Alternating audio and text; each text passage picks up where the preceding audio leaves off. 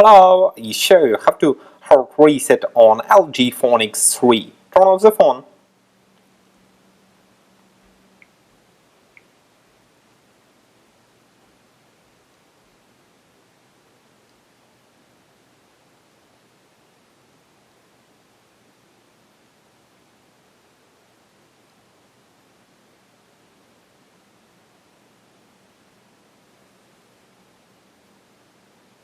Next, press and hold the power button and volume down key for a few seconds. Release and press again the power key when the LG logo appears. Now use volume key and power button to select yes and then choose yes.